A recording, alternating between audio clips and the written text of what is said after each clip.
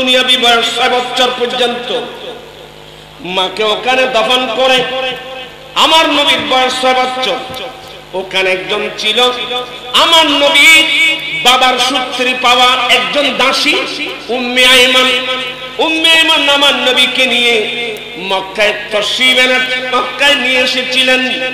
তখন থেকে আমার নবীকে লালন পালন করার দায়িত্ব নিলেন আমার নবীর দাদা জান আব্দুল মুত্তালিব রাদিয়াল্লাহু তাআলা।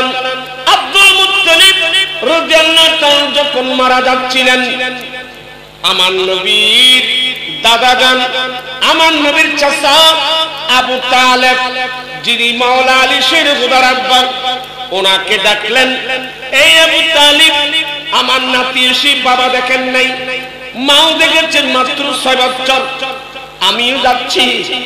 এই আবু তালিব আমি আমার নাতি মুহাম্মদ সাল্লাল্লাহু আলাইহি সাল্লামকে তোমার হাতে উঠাই দিলাম। সুখে দুঃখে বিপদ মুসিবতে সুখে দুঃখে তুমি আমার নাতির পাশে থাকবা।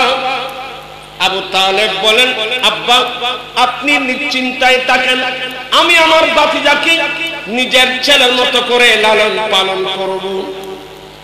আমার ভাইয়ের অনেক লম্বা ইতিহাস।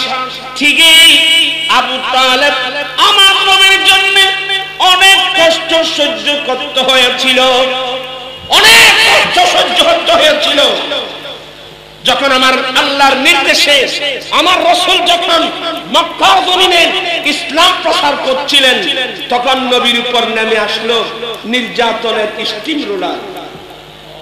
যারা নবীকে বেশি ভালোবাসতো, যারা নবীকে আমিন বলতো, ওরা আমার নবীর উপর আক্রমণ চালাচ্ছিল, নির্যাতন চালাচ্ছিল। আমার নবীর চাচা আবু তালেব রাসূল পাকের নিরাপত্তার কথা চিন্তা করে আবু তালেব নবীকে নবুয়ত প্রকাশের 7ম বছরে নিয়ে গেলেন সিয়ামে আবু তালেবের ঘাটির মধ্যে।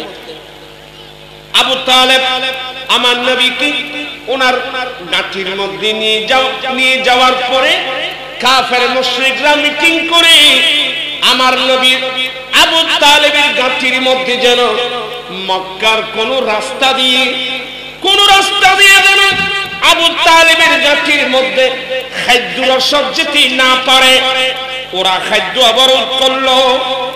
আমার নবীর জন্য ইন্টার আবু তালেবের পরিবারের জন্য খাদ্য অবরোধ করলো বরাবর 3 বছর। মানুষকে কষ্ট দেওয়ার জন্য, কাফেরকে কষ্ট দেওয়ার জন্য খাদ্য অবরোধ করা, এগুলো কাফেরদের স্বভাব।